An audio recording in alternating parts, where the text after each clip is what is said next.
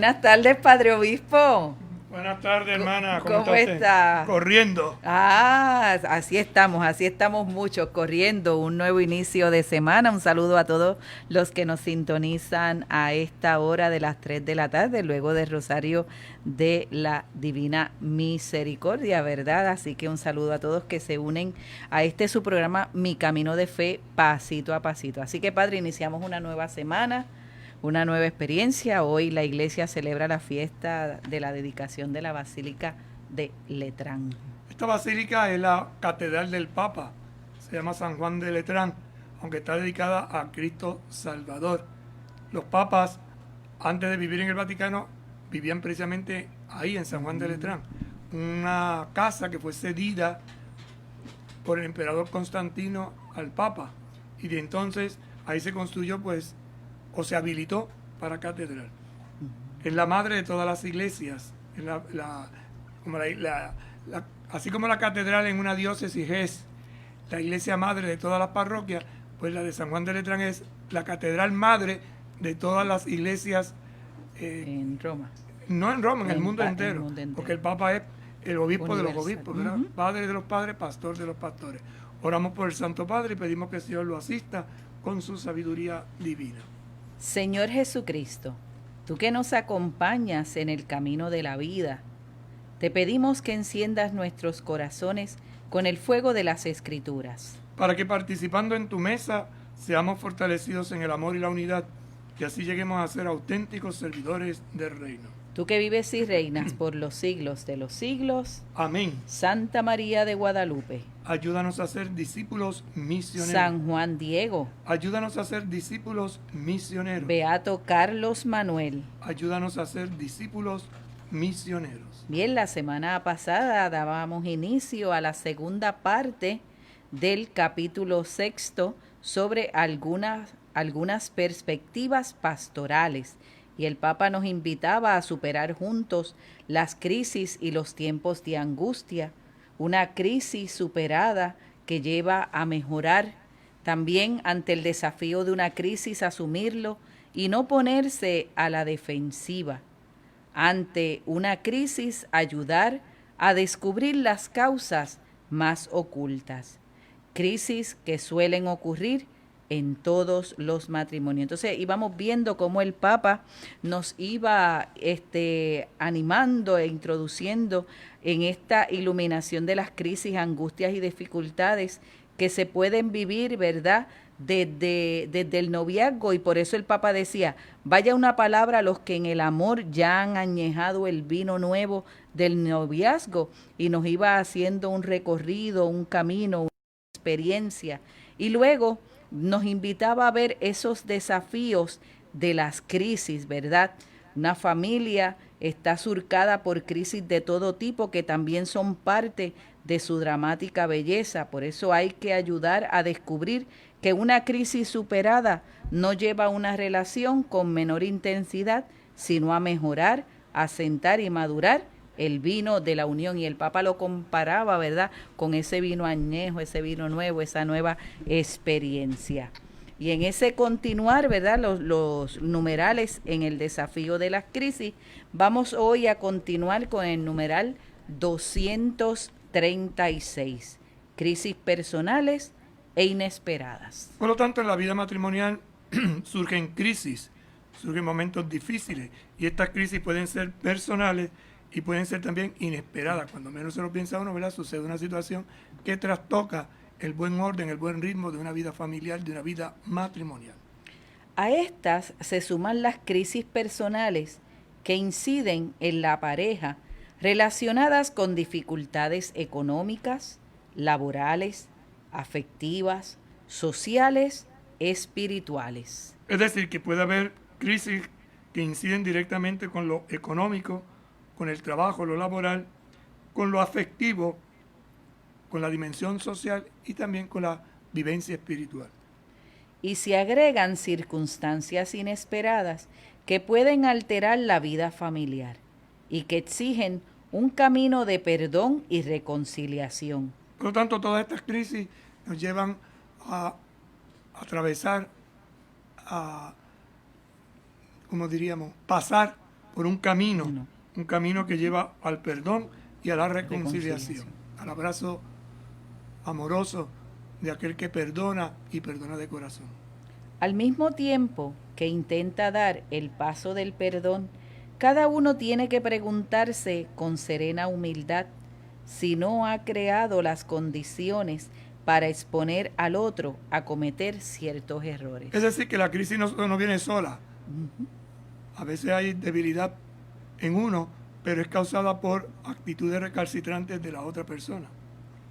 Algunas familias sucumben cuando los cónyuges se culpan mutuamente, pero la experiencia muestra que con una ayuda adecuada y con la acción de reconciliación de la gracia, un gran porcentaje de crisis matrimoniales se superan de manera satisfactoria. Por tanto, no son insalvables, pueden ser salvables.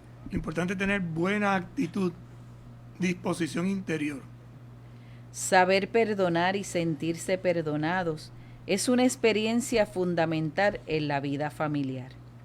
El difícil arte de la reconciliación, que requiere del sostén de la gracia, necesita la generosa colaboración de familiares y amigos, y a veces incluso de ayuda externa y profesional. Hay que buscar la forma, ¿verdad?, de establecer puentes.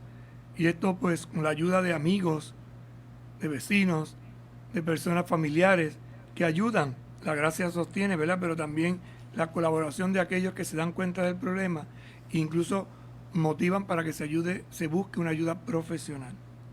Se ha vuelto frecuente que cuando uno siente que no recibe lo que desea o que no se cumple lo que soñaba, eso parece ser suficiente para dar fin a un matrimonio. Así, no habrá matrimonio que dure. A veces, para decidir que todo acabó, basta una insatisfacción, una ausencia en un momento en que se necesitaba al otro, un orgullo herido o un temor difuso. Como ve, va dando pistas de situaciones que se pueden dar y que pueden provocar esa ruptura, esa crisis, y puede llevar a la separación, incluso plena y total, como es un divorcio. Hay situaciones propias de la inevitable fragilidad humana, a las cuales se otorga una carga emotiva demasiado grande. Por ejemplo, la sensación de no ser completamente correspondido, los celos, las diferencias que surjan entre los dos, el atractivo que despiertan otras personas, los nuevos intereses que tienden a apoderarse del corazón, los cambios físicos del cónyuge y tantas otras cosas que más que atentados contra el amor son oportunidades que invitan a recrearlo una vez más. Porque esto se da en una dimensión de cambio. Y hay una serie de cambios, ¿verdad?, que tienen que ver con lo físico, con la situación psicológica, con lo espiritual, con el ambiente. Es decir, cómo atravesar, superar, vivir esos momentos si verdaderamente hay amor o si ese amor se ha debilitado tanto que se ha apagado y ya no hay nada que hacer. Dirá el Papa en el 238, en esas circunstancias, algunos tienen la madurez necesaria para volver a elegir al otro compañero de camino, más allá de los límites de la relación, y aceptan con realismo que no pueda satisfacer todos los sueños acariciados. Es decir, no existen príncipes azules, ni esposas reinas perfectas. Evitan considerarse los únicos mártires, valoran las pequeñas o limitadas posibilidades que les da la vida en familia y apuestan por fortalecer el vínculo en una construcción que llevará tiempo y esfuerzo, porque en el fondo reconocen que cada crisis es como un nuevo sí que hace posible que el amor renazca fortalecido, transfigurado, madurado, iluminado. A partir de una crisis se tiene la valentía de buscar las raíces profundas de lo que está ocurriendo, de volver a negociar los acuerdos básicos, de encontrar un nuevo equilibrio y de caminar juntos una etapa nueva. Procesos, aventura, rutas nuevas. Equilibrio. Se abren tantas posibilidades, ¿verdad? Lo importante es entender que no estás solo, que el Señor te acompaña y que tienes que hacer compañero de camino o compañera de camino a aquel a quien Dios te ha regalado como esposo o esposa. Por eso dice el Papa aquí, a partir de una crisis se tiene la valentía de buscar las raíces profundas de lo que está ocurriendo, de volver a negociar los acuerdos básicos, de encontrar un nuevo equilibrio y de caminar juntos una etapa nueva. Con esta actitud de constante apertura, se pueden afrontar muchas situaciones difíciles. De todos modos, reconociendo que la reconciliación es posible, hoy descubrimos que un ministro dedicado a aquellos cuya relación matrimonial se ha roto parece particularmente urgente. Es la pastoral familiar, es la pastoral matrimonial. Un ministerio que se dedica, ¿verdad?, a acompañar en estas situaciones, no dando recetas, porque no se trata de dar recetas, sino de ir abriendo posibilidades de diálogo, posibilidades de reconciliación, posibilidades de, ponemos puntos suspensivos, ¿verdad? Porque uno no se, poniendo un ejemplo, uno no se lava las manos, una mano no se lava sola, necesita la otra mano para poderse lavar, ¿verdad? Entonces nos necesitamos unos a los otros para podernos ayudar. Dice la Escritura, ay del solo, porque si cae, ¿quién lo levantará? Entonces siempre es bueno caminar acompañado. Correcto. Pasamos entonces ahora a otro punto, las viejas heridas. Que se reviven, que se activan, que supuran, que incluso se llenan de pus. Si eso pasa con un golpe que uno se da, imagínense en la dimensión interior y espiritual, psicológica de un ser humano que vive con otro. Nos dirá el Papa en el numeral 239. Es comprensible que en las familias haya muchas crisis cuando alguno de sus miembros no ha madurado su manera de relacionarse porque no ha sanado heridas de alguna etapa de su vida. Hay personas que vienen arrastrando desde su adolescencia o niñez algunas situaciones que no le hacen madurar y vuelven otra vez a ese punto inicial y se comportan o nos comportamos como niños y niñas, como adolescentes locos, hormonales. La propia infancia o la propia adolescencia mal vividas son caldo de cultivo para crisis personales que terminan afectando al matrimonio. Si todos fueran personas que han madurado normalmente, las crisis serían menos frecuentes o menos dolorosas. Pero el hecho es que a veces las personas necesitan realizar a los 40 años una maduración atrasada que debería haberse logrado al final de la adolescencia. Hay gente que a los 40 años quiere vivir como un muchachito de 15. Entonces tú dices, aquí como que hay algo que no, tú sabes, como que no esto, es normal. Esto no cuadra. Un hombre que ya se supone, ¿verdad?, que dentro de su, o mujer, dentro de su crecimiento, dentro de sus responsabilidades, actúe, pues tú lo ves que hace como un niño, un adolescente, sale corriendo, grita, pelea, llora. Y dice, ay, aquí hay algo como que no funciona.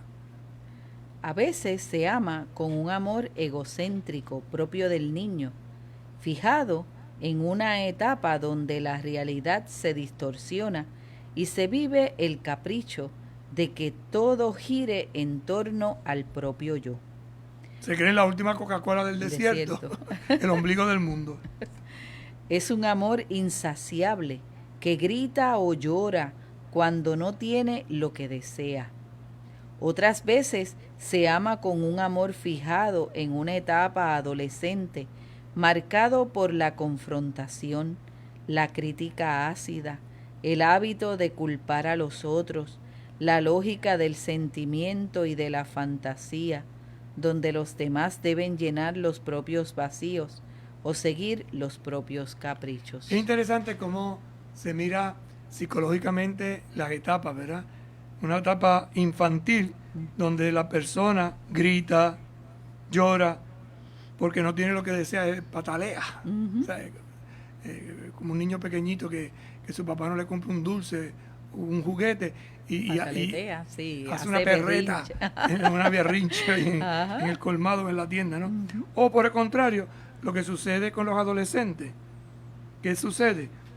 Están marcados por la confrontación, continuamente confrontados, crítica, hábitos de culpar a los demás, la lógica del sentimiento y de la fantasía, donde los demás deben llenar los propios vacíos o seguir sus propios caprichos. Y todo tiene que girar en torno. Eso hace fracasar. Eso es signo de no madurez. Una persona madura pues tiene sus crisis, pero las afronta, las, las responde, utilizando esa palabra, ¿no? Actúa conforme a unos criterios que le dan serenidad, aunque esté un poco, ¿verdad?, agitado, pero con madurez, un equilibrio. Muchos terminan su niñez sin haber sentido jamás que son amados incondicionalmente. Fíjate que esa clave es interesante. La gente tiene que sentir amada incondicionalmente. Te amo porque te amo. No te amo porque te quiero sacar algo. Y el que vive con esa carencia, no ciertamente va a funcionar positivamente. Lo veremos actuando con violencia, lo veremos con unos arrebatos que uno dice, pues ¿qué le pasa? ¿Pero qué? Y uno dice, hay comportamientos que uno no entiende, pues se debe a una herida que se viene arrastrando desde la infancia o desde la adolescencia. Y eso lastima su capacidad de confiar y de entregarse. Y no hay cosa peor que la desconfianza. Y si no hay confianza, no hay entrega, no hay donación posible. Una relación mal vivida con los propios padres y hermanos que nunca ha sido sanada, reaparece y daña la vida conyugal.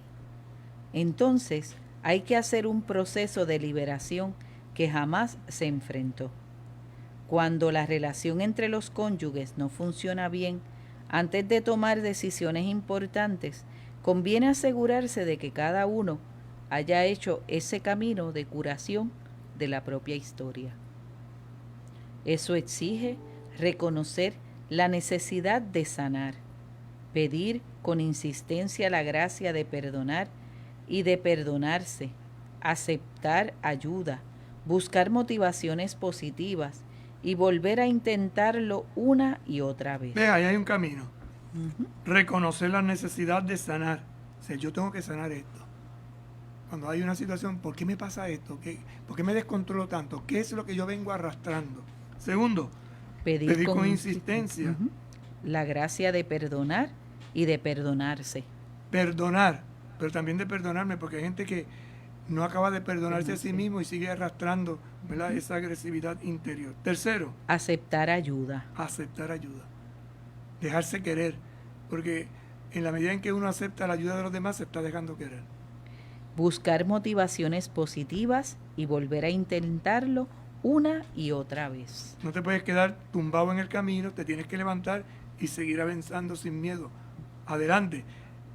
En este caso, diríamos como cristianos, con la mirada fija en el Señor, ¿verdad? Que cargando la cruz se caía, se levantaba, pero iba para el Calvario. Es decir, que vuelve a... O sea, no hay resurrección si no hay cruz, si no hay Calvario. Cada uno tiene que ser muy sincero consigo mismo para reconocer que su modo de vivir el amor tiene estas inmadureces. Entonces, tenemos que reconocer que todos nosotros, en alguna faceta, somos inmaduros. Y eso hay que aceptarlo, porque si no, no creces. Entonces, pensar que usted está, o que yo soy una persona perfecta aquí en la tierra, pues no, eso no es así. El que no coge de una patita, coge de la otra. Por más que parezca evidente que toda la culpa es del otro, nunca es posible superar una crisis esperando que solo cambie el otro. Siempre tiene que cambiar el otro y tú no cambias, o yo no cambio. Pues entonces aquí como que no funciona esto, ¿verdad? También hay que preguntarse por las cosas que uno mismo podría madurar o sanar para favorecer la superación del conflicto. O sea, la culpa no es toda de la otra persona. Yo también participo de un problema. El problema no solo tiene la parte A, también lo tiene la parte B. Entonces, entre A y B hay que buscar la solución. Por eso el Papa nos invita ahora a acompañar después de rupturas y divorcios. Que es otra faceta dentro del acompañamiento. Se acompaña a los que se están preparando, se acompaña a los que se casan, se acompaña a los primeros años, se acompaña a los que ya tienen cierta edad, se acompaña a los que viven en crisis. Y ahora dice, vamos a acompañar incluso a aquellos que han roto o viven un divorcio. En el número 241, el Papa nos dice, en algunos casos, la valoración de la dignidad propia y del bien de los hijos exige poner un límite firme a las pretensiones excesivas del otro, a una gran injusticia, a la violencia o a una falta de respeto que se ha vuelto crónica. Hay que reconocer que hay casos donde la separación es inevitable. Hay que reconocer esto, usted no se puede dejar matar. Y hay momentos en que hay que separarse. Y esto es irreversible, ¿verdad? Uno ha buscado todos los medios, pero llega el momento en que no se puede más. Pues hasta aquí, punto. Asumir con dolor la situación, pero también proyectarse positivamente, para no quedarse estancado y no caer quizás en una violencia que lleve incluso a destruir la vida. A veces puede llegar a ser incluso moralmente necesaria cuando precisamente se trata de sustraer al cónyuge más débil o a los hijos pequeños de las heridas más graves causadas por la prepotencia y la violencia, el desaliento y la explotación, la ajenidad y la indiferencia. Como ve, hay unos factores que llevan a tomar una decisión clara y firme. Me separo. Hay ruptura y esto es inevitable. Pero debe considerarse como un remedio extremo después de que cualquier intento razonable haya sido útil. Sí, que eso es lo último. Eso es lo último. Como cuando uno tiene una enfermedad en una mano o en una pierna y le da gangrena. Hay que buscar la forma de... Pero si no, hay que extirpar, cortar. Entonces, para sanar el cuerpo completo, para salvar el resto del cuerpo, pues hay que extirpar. Pues así sucede también en la vida matrimonial. Los padres indicaron que un discernimiento particular es indispensable para acompañar pastoralmente a los separados, los divorciados, los abandonados. Fíjense lo que dice, un discernimiento particular. Es indispensable. Esto no es una cuestión genérica, ¿no? Para todo el mundo, Raimundo y todo el mundo. No. Hay que ver cada caso. Y cada caso hay que acompañarlo pastoralmente. ¿A quiénes? A los que se han separado. Una cosa son los separados, otra cosa son los divorciados y otra cosa son los abandonados. Que abandona una persona, desaparece. El divorciado rompe el contrato, la alianza, ¿verdad? Y el separado es que dice, sigue tú por allá, sigo yo por acá, pero nos mantenemos en el vínculo. Hay que acoger y valorar especialmente el dolor de quienes han sufrido injustamente la separación, el divorcio o el abandono, o bien se han visto obligados a romper la convivencia por los maltratos del cónyuge. Porque hay gente que se casa, ¿verdad?, con toda la ilusión posible, buscando lo mejor, y no le funciona. Y no es culpa de él o de ella.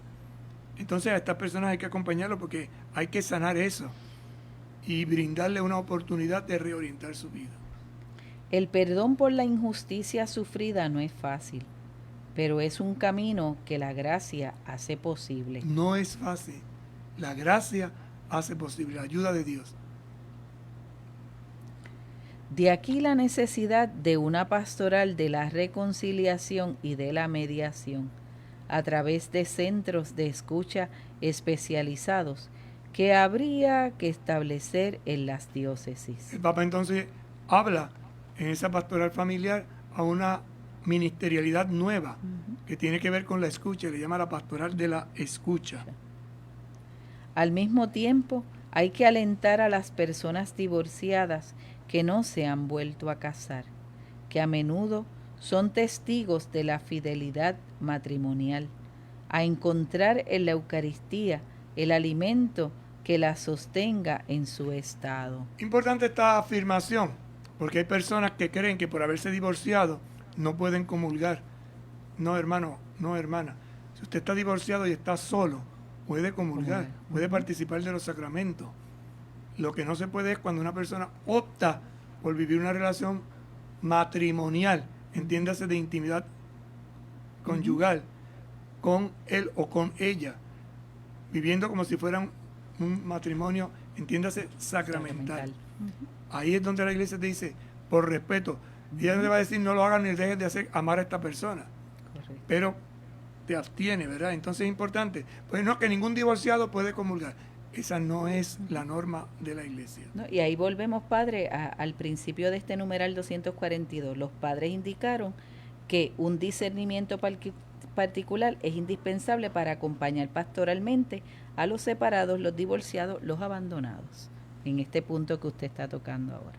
La comunidad local y los pastores deben acompañar a estas personas con solicitud, sobre todo cuando hay hijos o su situación de pobreza es grave.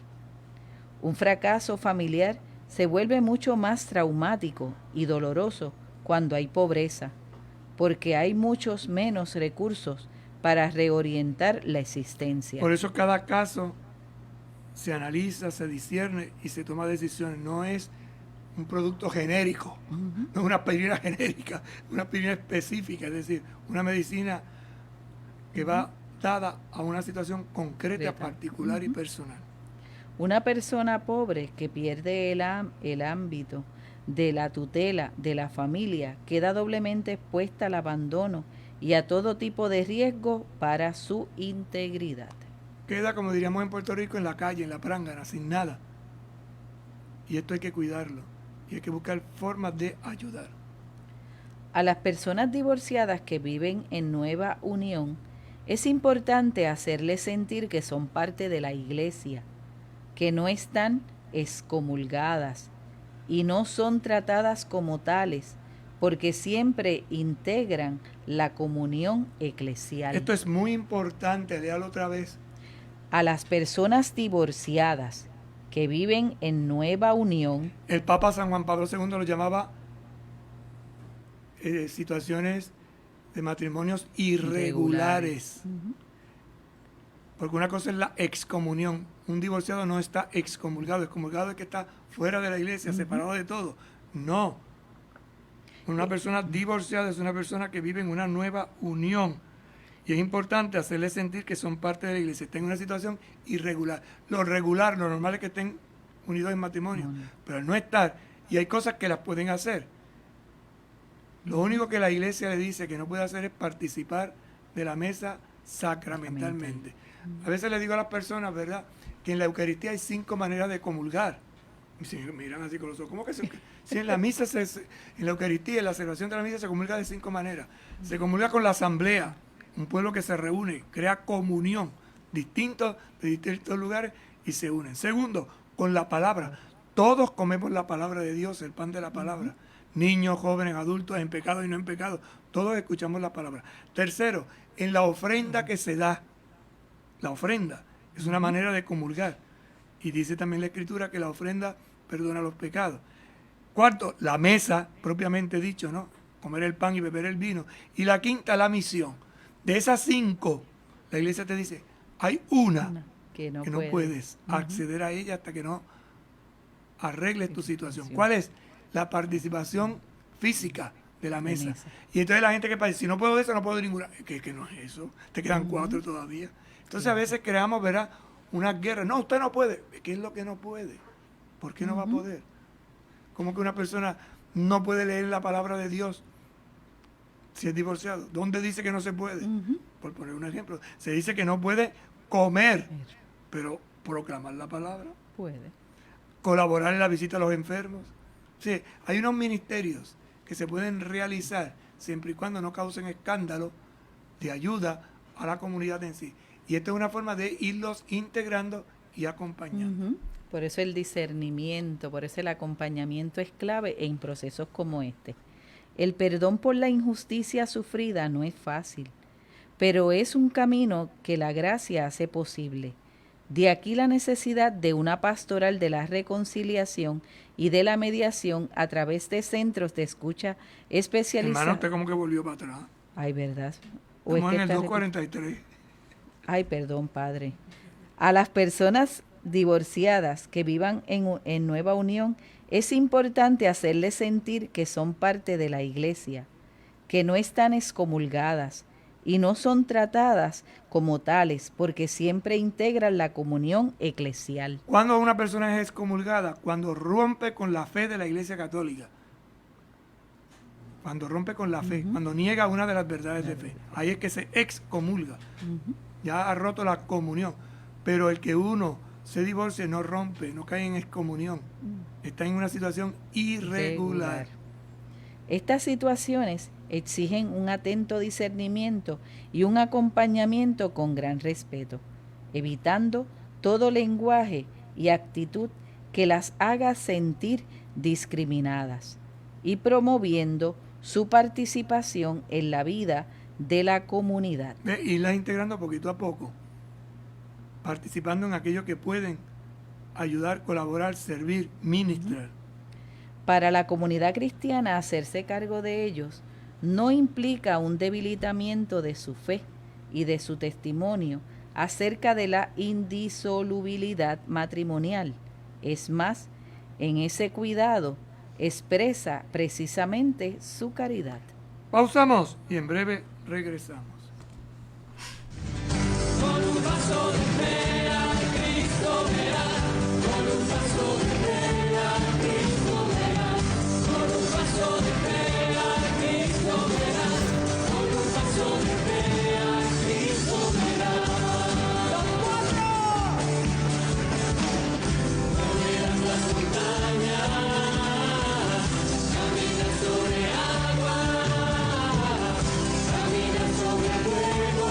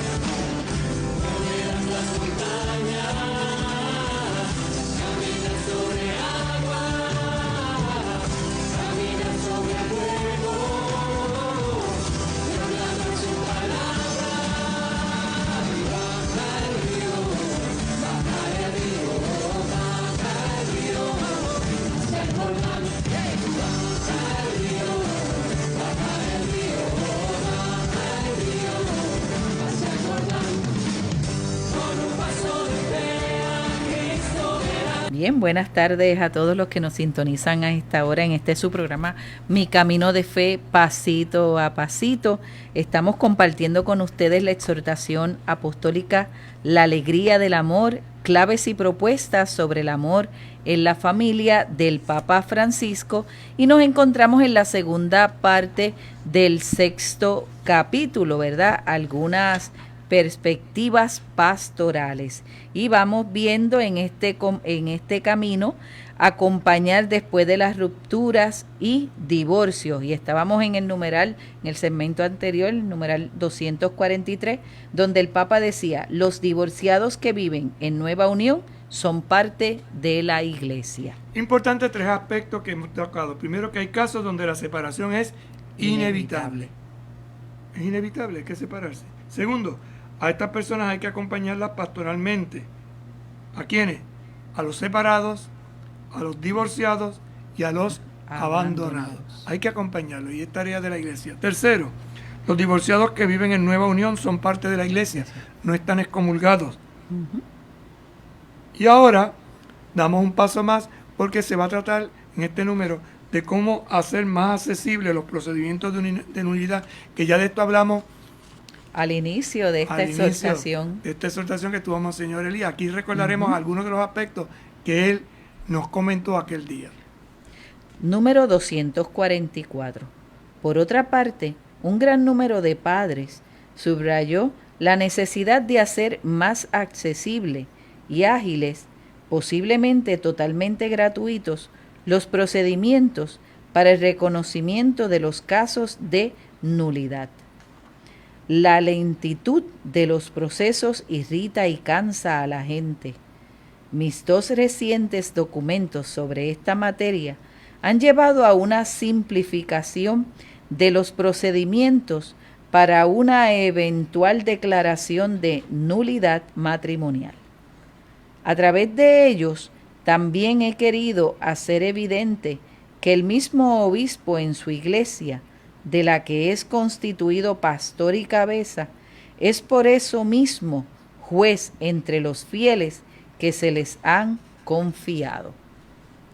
Por ello, la aplicación de estos documentos es una gran responsabilidad para los ordinarios diocesanos, llamados a juzgar ellos mismos algunas causas y a garantizar en todos los modos un acceso más fácil de los fieles a la justicia.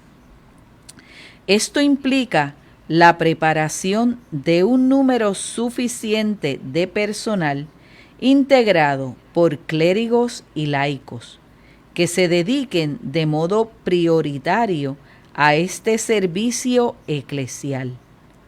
Por lo tanto, será necesario poner a disposición de las personas separadas o de las parejas en crisis un servicio de información, consejo y mediación vinculado a la pastoral familiar, que también podrá acoger a las personas en vista de la investigación preliminar del proceso matrimonial.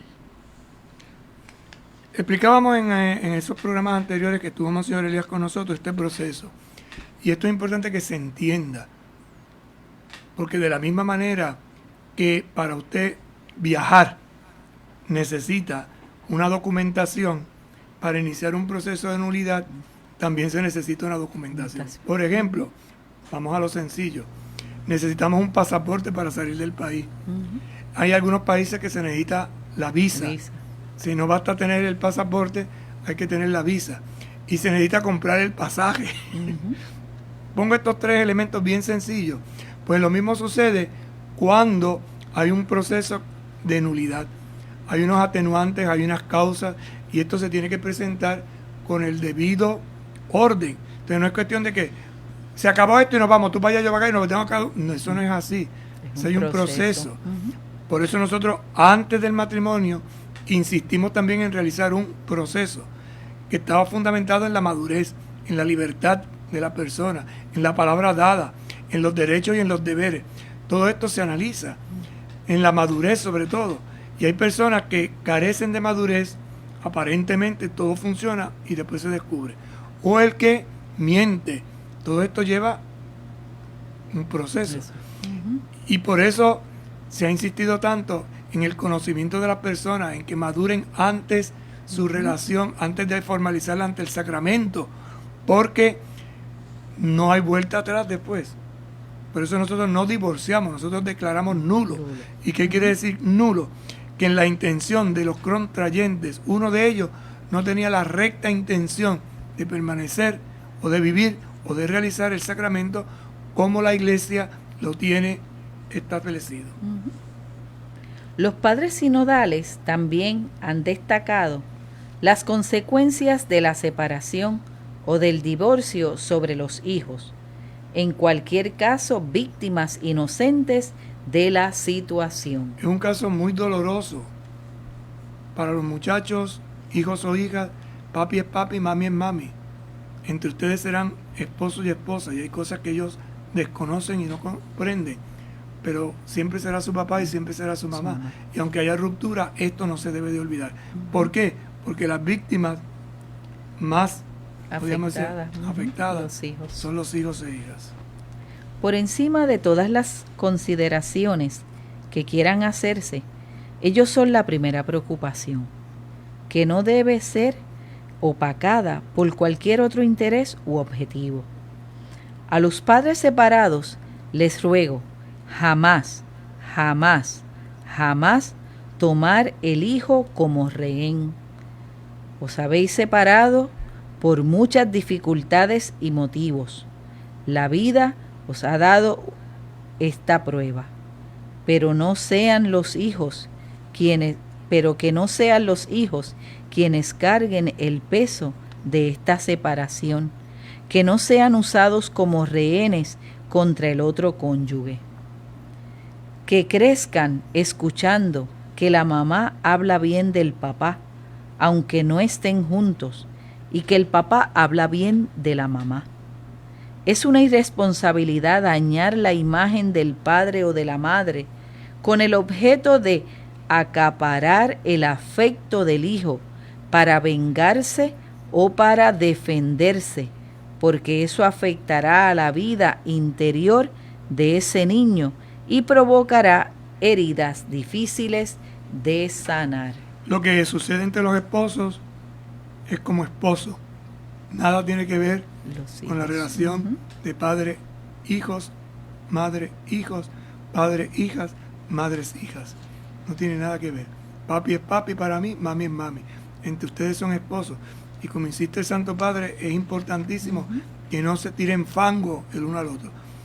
Ha habido dificultades, no nos pudimos entender, no nos funcionó, pero que eso no dañe una buena relación del hijo hacia su padre o hacia su madre. Porque si no, esto también, padre, puede hacer que se repita la historia en las experiencias de ellos cuando lleguen al sacramento del matrimonio, cómo ellos sanan esas viejas heridas, cómo vivir unas experiencias, unos nuevos desafíos ante esas situaciones que han vivido por el divorcio de papá o de mamá. Entonces, correcto. Por eso hay que tener mucho cuidado.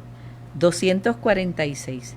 La Iglesia, aunque comprende las situaciones conflictivas que deben atravesar los matrimonios, no puede dejar de ser voz de los más frágiles, que son los hijos que sufren, muchas veces en silencio.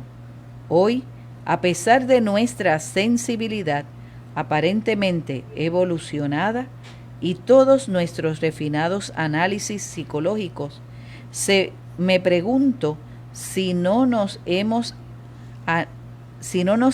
anestesiado también respecto a las heridas del alma de los niños. Sí, como que no nos importa, ¿verdad? Como que no hemos anestesiado, como que quedamos así en un limbo.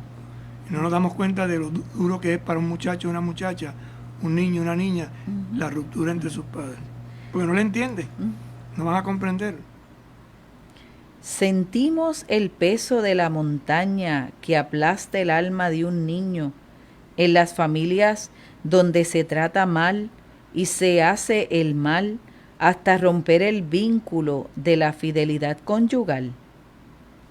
Estas malas experiencias no ayudan a que estos niños maduren para ser capaces de compromisos definitivos. Porque el que usted haya fracasado en su matrimonio no le da derecho a preparar un fracasado. para el futuro. Y eso es triste. Porque Eso hay es veces, triste. ¿verdad? Que, mira, a mí no me funcionó, pero a ti te puede funcionar. Es decir, Claro. no sembrar en el niño o en la niña ese temor al matrimonio, no, todo lo contrario. No supo, no pude, no me funcionó, pero eso no quiere decir, Que tú vivas la misma experiencia. O que te llegue a pasar exactamente lo mismo. pero si creas animadversión, sí va a suceder Sí. lo mismo. Sí va a suceder lo mismo. Por eso, las comunidades cristianas no deben dejar solos a los padres divorciados en nueva unión. Al contrario, deben incluirlos y acompañarlos en su función educativa. Porque, ¿cómo podremos recomendar a estos padres que hagan todo lo posible para educar a sus hijos en la vida cristiana, dándoles el ejemplo de una fe convencida y practicada, si los tuviésemos alejados de la vida en comunidad como si estuviesen excomulgados? Se debe obrar de tal forma que no se sumen otros pesos además de los que los hijos en estas situaciones ya tienen que cargar. Si excluimos a los divorciados de nuestras comunidades, ¿cómo los vamos a ayudar? Entonces no podemos, ¿verdad? No está excomulgado, insiste el Papa en esta idea, porque esa es como la mentalidad de algunas personas. Usted está divorciado, usted no puede ir a la iglesia. ¿Quién ha dicho eso? Eso no es así. Ayudar a sanar las heridas de los padres y ayudarlos espiritualmente es un bien también para los hijos, quienes necesitan el rostro familiar de la iglesia, que los apoye en esta experiencia traumática. El divorcio es un mal y es muy preocupante el crecimiento del número de divorcios. Por eso, sin duda, nuestra tarea pastoral más importante con respecto a las familias es fortalecer el amor y ayudar a sanar las heridas, de manera que podamos prevenir el avance de este drama de nuestra época. Y hasta aquí nos trajo el tiempo de hoy, acompañando, orando, dialogando con estas parejas, ¿verdad?, que viven esta realidad tan dolorosa del divorcio y que han vuelto algunos a rehacer su vida, que la iglesia les tiene las puertas abiertas, que no los rechaza, que no están excomulgados, sino que están en una situación irregular y que hay muchas actividades, muchos servicios que ellos pueden también prestar en la iglesia. Terminamos entonces orando y pidiendo la asistencia y la ayuda del Señor nuestro Dios. Jesús, María y José, en ustedes contemplamos el esplendor del verdadero amor. A ustedes confiados nos dirigimos. Santa Familia de Nazaret, haz también de nuestra familia el lugar de comunión y cenáculo de oración, auténticas escuelas del Evangelio y pequeñas iglesias domésticas. Santa Familia de Nazaret, que nunca más haya en las familias episodios de violencia, de cerrazón y división, que quien haya sido herido o escandalizado sea pronto consolado y curado. Santa Familia de Nazaret, haz tomar conciencia a todos del carácter sagrado e inviolable de la familia, de su belleza en el proyecto de Dios. Jesús, María y José, escuchen, acojan nuestras súplicas. amén. Que el Señor esté con ustedes. Y con su espíritu. Que les bendiga y les acompañe el buen Dios Todopoderoso, Padre, Hijo y Espíritu Santo. Amén. Nos vemos mañana si Dios quiere. En este su programa Mi Camino de Fe, pasito a pasito. Buenas tardes.